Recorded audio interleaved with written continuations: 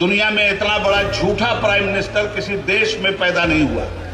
5,575 झूठे मरे थे तो ये अकेले पैदा हुए थे। बीजेपी पे कभी भरोसा मत करना। हिंदी में इसको कहते हैं भाजपा। भा से भारत, ज से जलाओ, प से पार्टी। ये भारत जलाओ पार्टी जहां जहां भी इनकी सरकार बनी, इन्होंने देश में आग लगा दी। गुजरात में सरकार आई, गुजरात को जलाया। यूपी में सरकार आई, दिन रात मॉब लिंचिंग। हिंदू और मुसलमान दो आदमी हैं, एक नरेंद्र मोदी और दूसरा अमित शाह। ये दोनों गुजराती दोनों मिलकर हिंदुस्तान को बेच रहे हैं और दो गुजराती हिंदुस्तान को खरीद रहे हैं। एक अंबानी है और एक अडानी है। दो ने हिंदुस्तान को बेचा और दो ने हिंदुस्तान को खरीदा। Respected former chief minister of Karnataka जनाब कुमार स्वामी साहब, respected former union minister of India ब्रदरम सीएम इब्राहिम साहब, president of Janata Dal, respected Bandappa जी और स्टेज पे बैठे हुए हमारे सारे नेतागण। अगर मुझे कन्नड़ा आती तो मैं उसी जुबान में आपसे बात करता। मेरी मजबूरी, मगर मैं कोशिश करूंगा कि हिंदी जुबान में आप तक इस स्टेज का पैगाम पहुंचा दूं। वतन की जो हालत सुनाने लगेंगे तो पत्थर भी आंसू बहाने लगेंगे। अगर भीड़ में खो गई आदमियत, उसे ढूंढने में जमाने लगेंगे। मुल्क की आजादी को 75 साल हो गए और इस 75 साल में बीजेपी और कांग्रेस ने जो इस देश का हाल किया है,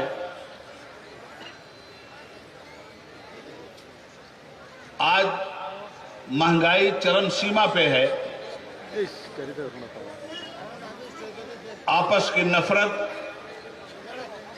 घर घर में पहुंचा दी गई है। कांग्रेस पार्टी और बीजेपी, इन दोनों ने इस मुल्क का बेड़ा गर्क करके रख दिया है। इलेक्शन आ रहा है। बंडप्पा जी ने बहुत ही भयानक तकरीर की है। इलेक्शन तो होगा बाद में, बंडप्पा जी के जीतने की मोहर आज ही आपने लगा दी है और वो जीत करके रहेंगे। मेरे भाइयों, बीजेपी पे कभी भरोसा मत करना। हिंदी में इसको कहते हैं भाजपा। भा से भारत, ज से जलाओ, प से पार्टी। ये भारत जलाओ पार्टी जहां जहां भी इनकी सरकार बनी, इन्होंने देश में आग लगा दी। जिस समत नजर उठती है शोला है, धुआं है। मैं ढूंढ रहा हूं मेरा गुजरात कहां है। गुजरात में सरकार आई, गुजरात को जलाया। यूपी में सरकार आई, दिन रात मॉब लिंचिंग। हिंदू और मुसलमान जो इस देश की शक्ति है, हिंदू शुरू होता है हा से, मुस्लिम शुरू होता है मां से। श्री देवी गौड़ा जी ने हिंदू का हा वहां से निकाला, मुस्लिम का मां यहां से निकाला, दोनों को ज्वाइंट किया तो ये हम बन गया। हम बन करके रहिए, हिंदुस्तान बना रहेगा। और जो लोग हम को तोड़ते हैं वो हिंदुस्तान को तोड़ते हैं। रह गए नरेंद्र मोदी जी, तो क्या कहूं मैं आपसे, जिंदगी में सिर्फ एक बार वो सच बोले। उनका झूठ तो ग्रीन बुक में अब आ रहा है। दुनिया में इतना बड़ा झूठा प्राइम मिनिस्टर किसी देश में पैदा नहीं हुआ। 5,575 झूठे मरे थे तो ये अकेले पैदा हुए थे। कभी भी ये आदमी सच नहीं बोलता। हाँ, मगर मैं कहूंगा कि एक बार ये आदमी सच बोला है। ये कब सच बोले? 2014 में। याद कीजिए उस बात को। इन्होंने पब्लिक से कहा था, भाइयों बहनों, मैं चाय बेचने वाला। यह सच आपको याद है या नहीं याद है? कहा था मैं चाय बेचने वाला, यही सच था। तो मेरे दोस्तों, तुम तो इतने अच्छे लोग हो कि जो रोता हुआ आए उसको आशीर्वाद दे देते हो। वो आए कि मैं चाय बेचने वाला था, आपने कहा हमारा आशीर्वाद है तुमको। एक गरीब आदमी है, गरीब का दर्द महसूस करेगा, हम तुमको प्राइम मिनिस्टर बना देते हैं। आप ही लोगों ने बनाया ना। आज उस चाय बेचने वाले ने क्या किया? 2 आदमी हैं, एक नरेंद्र मोदी और दूसरा अमित शाह। ये दोनों गुजराती, दोनों मिलकर हिंदुस्तान को बेच रहे हैं और 2 गुजराती हिंदुस्तान को खरीद रहे हैं। एक अंबानी है और एक अडानी है। 2 ने हिंदुस्तान को बेचा और 2 ने हिंदुस्तान को खरीदा। आगे आइए, चाय बेचने वाले पे आपको इतना प्यार आ गया था, आपकी गली में क्या ठेले पे केला बेचने वाले नहीं हैं? आपके यहां क्या परचून की दुकान करने वाले गरीब लोग नहीं हैं? अरे यार, इस चाय बेचने वाले को क्यों बनाया? पान बेचने वाले को बना देते, कम से कम पूछ के तो चूना लगाता। इसने तो बिना पूछे हुए पूरे देश को चूना लगा दिया।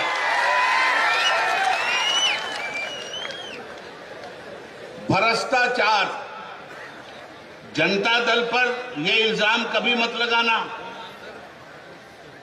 फकीर आदमी का नाम है देवी गौड़ा, इंसानियत को संभालने वाले का नाम है देवी गौड़ा, हिंदू मुस्लिम में एकता का नाम है देवी गौड़ा।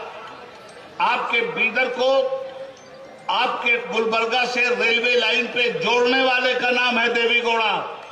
हिंदुस्तान तोड़ने वालों के मुकाबले में प्यार की गंगा बहाने वाले का नाम है देवी गौड़ा। हमने उनके साथ जनता दल में एज ए वाइस प्रेसिडेंट एक जमाने तक काम किया है। मैं यकीन के साथ कहता हूं कि देवी गौड़ा से बड़ा कोई भी सेकुलर लीडर हिंदुस्तान की सरजमीन पर दिखलाई नहीं देता। मेरे दोस्तों, कहता हूं सच के झूठ की आदत नहीं मुझे। आज भ्रष्टाचार की बात की जा रही है, घर घर ईडी भेजी जा रही है, सीबीआई भेजी जा रही है, सबके घरों पे छापे मारे जा रहे हैं। बीजेपी से बड़ा भ्रष्टाचारी कौन है? 40% कमीशन कर्नाटका की गवर्नमेंट लेती है, 50% कमीशन कर्नाटका की गवर्नमेंट लेती है। जहां देखो वहीं रिश्वत, जहां देखो वहीं बेईमानी। ये लोग ऐसे हैं कि ममता बनर्जी की गवर्नमेंट है बंगाल में, मुकुल राय उनकी पार्टी में थे, तो मुकुल राय पर भ्रष्टाचार का इल्जाम लगाया और उसके बाद मुकुल राय को तोड़ा ममता बनर्जी से। जब तक वो ममता बनर्जी के साथ थे तब तक भ्रष्टाचारी थे, और जिस दिन बीजेपी में वो आए, बीजेपी ने उनको वाइस प्रेसिडेंट ऑफ बीजेपी बनाया और वो भ्रष्टाचार से पाक हो गए। शुभेंदु अधिकारी है वहां। कल इस शारदा स्कैम के नाम पर उसके ऊपर छापामारी की गई, मगर जब वो बीजेपी में आ गया तो असेंबली में लीडर ऑफ द अपोजिशन उसको बना दिया गया। गोया जितने भ्रष्टाचारी हैं, जितने गुनहगार हैं, जब तक वो बीजेपी में नहीं हैं तब तक तो ठीक, और जब बीजेपी में आ गए तो सारा गुनाह माफ। चंगेज खान का नाम सुना है आपने? चंगेज खान ने 60 लाख आदमियों को मरवाया था। तो जब मरने लगा चंगेज खान, तो उसने अपने प्राइम मिनिस्टर से कहा कि ये बताओ कि मैंने कितने लोगों को मारा। तो कहा कि सर आपने 60 लाख लोगों को मारा। तो कहा आप बताओ मरने के वक्त मुक्ति कैसे होगी, ये सारे गुनाह से माफी कैसे होगी? कहा नरेंद्र मोदी की पार्टी बीजेपी ज्वाइन कर लीजिए, माफ कर दिए जाएंगे।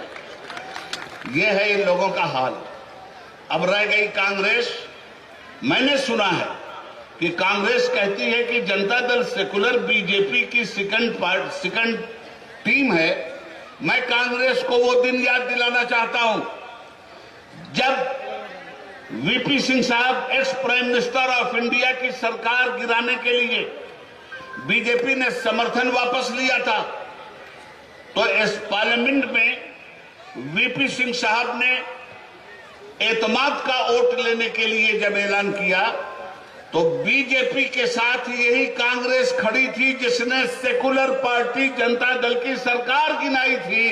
वो क्या बीजेपी जनता दल को बीजेपी की बी टीम कहेगी जिसके साथ रहकर कांग्रेस ने जनता दल की सरकार गिराया था और बीजेपी का साथ दिया था। बीजेपी कहां कहां क्या क्या नहीं कर रही है। महाराष्ट्र की गवर्नमेंट कैसे तोड़ी गई आपको मालूम है, गोवा में कैसे कब्जा किया गया, ये भ्रष्टाचार आपके सामने है। आसाम का चीफ मिनिस्टर जब तक बीजेपी में नहीं गया था तब तक गुनहगार था, और जब बीजेपी में आकर के चीफ मिनिस्टर हो गया तो गंगा पार हो गया, गंगा नहा लिया उसने, पाक हो गया, पवित्र हो गया। तो दो बातें आपसे मैं कह के जाना चाहता हूं। एक बात यह है कि बीजेपी और कांग्रेस एक ही सिक्के के दो रुख हैं। कांग्रेस की मीनिंग क्या है? मैंने कहा कि लफ्ज बुराई के हैं बहुत, जैसे जुआ, शराब, फसादात और केस, बोले कि एक लफ्ज में इसको बयां करो। मैंने कहा कि सबसे बेहतर है कांग्रेस। ये कांग्रेस फसादात की जननी है। इस कांग्रेस ने सही मायने में बीजेपी को हिंदुस्तान की सरजमीन पे खड़ा किया है। नारायण दत्त तिवारी कांग्रेस के फाइनेंस मिनिस्टर थे। नारायण दत्त तिवारी यूपी के चीफ मिनिस्टर थे कांग्रेस के। नारायण दत्त तिवारी आंध्रा के गवर्नर थे कांग्रेस के। कहां जाके मरे? बीजेपी में। और इसी कर्नाटका के एसएम कृष्णा साहब इसी कांग्रेस के फॉरेन मिनिस्टर थे, इसी कांग्रेस के महाराष्ट्र के गवर्नर थे। कहां जाके मरे? बीजेपी में। तो कांग्रेस का अधिकांश कारोबार सिर्फ बीजेपी और आरएसएस का रहा है, इसको याद रखिएगा। इलेक्शन आ रहा है, इलेक्शन में फैसला आपको करना है। ये नेता इलेक्शन में फैसला नहीं करेंगे, इस देश की जनता इलेक्शन में फैसला करेगी। बीजेपी भी आएगी अपना डमरू बजाते हुए, कांग्रेस भी आएगी अपना घंटा बजाते हुए, और जनता दल भी आएगा अपना मैनिफेस्टो 5 रत्ना 5 नौकाती प्रोग्राम लेकर के आएगा। इस देश को जरूरत किस चीज की है? इस देश को जरूरत है खेत और खलिहान की, इस देश को जरूरत है हॉस्पिटल की, इस देश को जरूरत है दवाओं की, इस देश को जरूरत है सड़क की, इस देश को जरूरत है एजुकेशन की, इस देश को जरूरत है रोजगार की। न रोजगार पे बात की जा रही है, न एजुकेशन पे बात की जा रही है, न किसानों की समस्या पे बात की जा रही है। और किसान अगर आंदोलन करता हुआ रोड पे आता है तो 700 किसानों को मरवा दिया जाता है। ये काला कानून लाने वाले लोग सफेद अंग्रेज इस हिंदुस्तान से जब चले गए तो इसी तरह की काली औलादों को पैदा करके गए हैं। जो काम अंग्रेजों ने किया था वही काम आज का डिक्टेटर कर रहा है। इस इलेक्शन में याद रखिएगा बीजेपी ने एक खेल किया है। वो खेल ये है कि हर मजबूत कैंडिडेट के मुकाबले में जनता दल के कुछ खरीदे हुए मुसलमानों को खड़ा करेगी। 10,000 ले लो, 20,000 ले लो, 50,000 ले लो, 1 लाख, जिसकी जैसी हैसियत पैसा लो, 2,000 वोट काटो। इन वोट कटुओं से आप होशियार रहिएगा। दूसरी बात यह है कि इलेक्शन में हिंदू और मुसलमान देखकर फैसला करने की जरूरत नहीं है, इंसाफ देखकर फैसला करने की जरूरत है। समाज की समस्या को देख के फैसला करने की जरूरत है। ये नेता कुछ भी नहीं कर सकते, लाख चौकी में बैठे हों, इनकी हैसियत सिर्फ चौकीदार की है। और आप लाख जमीन पे बैठे हों, आपकी हैसियत जमींदार की है। जमींदार तय करेगा कि उसका चौकीदार कैसा होना चाहिए। अगर चौकीदार ने 5 साल तक अच्छी चौकीदारी की है तो उसको फिर वापस ले आना, और अगर चौकीदार ने तुम्हारे साथ बेईमानी की है तो जिसको चौकीदार बनाया था उसी को कुर्सी से उठा करके ले जाके बीदर के किसी जंगल का गीदड़ बना देना। इसलिए याद रखना, हिंदुस्तान की सरजमीन पर ऐसे जियालों की जरूरत है जिसका नाम कुमार स्वामी है, ऐसे कर्मठ लोगों की जरूरत है जिसका नाम कुमार स्वामी है। आज ये हिंदुस्तान में वाहिद लीडर आपकी कर्नाटका की सरजमीन पर है जिसने अपने बाप की सच्ची जानशीनी का हक अदा किया। जो कुछ देवी गौड़ा ने इस समाज को यकीन दिला करके प्रैक्टिकल में काम किया था, आज उसी काम को देवीगौड़ा जी के रूप में आप कुमार स्वामी को देख सकते हैं। कल भी कुमार स्वामी इन गरीबों के साथी थे, आज भी कुमार स्वामी आप गरीबों के साथी हैं। याद रखिएगा, इस देश को बचाने के लिए सबसे बड़ी ताकत है एकता, आपसी सद्भाव, इंसानियत। हमारा काम मंदिर और मस्जिद के नाम पे लड़ना नहीं है, और मंदिर और मस्जिद हमारा इशू भी नहीं है। हमारा इशू है गरीबी, हमारा इशू है रोजगार, हमारा इशू है जनता का उत्थान, हमारा इशू है तालीम। कह तो दिया था बीजेपी ने, हर साल 2 करोड़ लोगों को देंगे। क्या देंगे? रोजगार देंगे। घंटा दिया। जब रोजगार लोगों ने मांगा तो कहा गया पकौड़ा बेचो। पढ़ा लिखा आदमी, उसको जलील कर रहे हो कि वो पकौड़ा बेचे। अरे तू तो चाय बेचने वाला था, पूरे देश को क्यों पकौड़े पे लगा रहा है? इसलिए वक्त आ गया है कि इस तरह के लोगों को पार्लियामेंट से भी उखाड़ के फेंकिए और असेंबली से भी उखाड़ के फेंकिए। ये ताकत देश के संविधान ने आपको दिया है। मुझे उम्मीद नहीं बल्कि यकीन है कि आने वाले इलेक्शन में पूरी ताकत के साथ आप जनता दल की सरकार को लाएंगे, इसलिए कि जनता दल ही वो पार्टी है जो सामाजिक न्याय की अगुवा है, जो सोशल जस्टिस का झंडा लिए हुए है। इंशाअल्लाह मैंने ये तय कर लिया है कि इस पूरे इलेक्शन में भाई कुमार स्वामी साहब का साथ दूंगा। और भाई सीएम इब्राहिम साहब ने जब मुझसे कहा कि आपको आना है और यहाँ के हालात को बदलने के लिए अपना योगदान देना है, मैंने इब्राहिम भाई से कहा, मेरे बहुत पुराने भाई हैं आप, बहुत पुराने साथी हैं आप, इंशाअल्लाह आपके ख्वाब को शर्मिंदा ताबीर करके दिखाऊंगा और कर्नाटक के मुसलमानों को बहकने नहीं दूंगा। इन मुसलमानों से मैं खास तौर पे कहना चाहता हूं, मेरे भाइयों, जज्बात में आकर फैसला मत लो, बल्कि हालात को देख करके फैसला लो। आपके साथ कोई ऐसा नहीं है जो ईमानदारी के साथ खड़ा हो सके। इस पार्टी को अगर आपने जितवा दिया तो मैं आपको बताना चाहूंगा कि आपके सूबे में, आपके गांव में, आपके कस्बे में, आपकी तहसील में, आपके शहर में माइनॉरिटीज के सिलसिले में पार्टी जो कुछ अपना मैनिफेस्टो लाएगी, आप उस मैनिफेस्टो को देख करके खुश हो जाएंगे। आने वाले दिनों में हिंदू मुस्लिम एकता के लिए, कर्नाटक की तामीर और तरक्की के लिए, इंसानियत के परचम को बुलंद करने के लिए, आपसी सद्भाव के लिए, हिंदू मुस्लिम नफरत मिटाने के लिए जरूरी है कि आप बंडप्पा जी को जितवाइए और जनता दल को पूरी ताकत के साथ जितवाइए। हिंद को नाज है जिसपे, वो निशानी हम हैं, ताज और लाल किला के यहाँ बानी हम हैं। हिंदुस्तान जिंदाबाद, कर्नाटक पाइंदाबाद।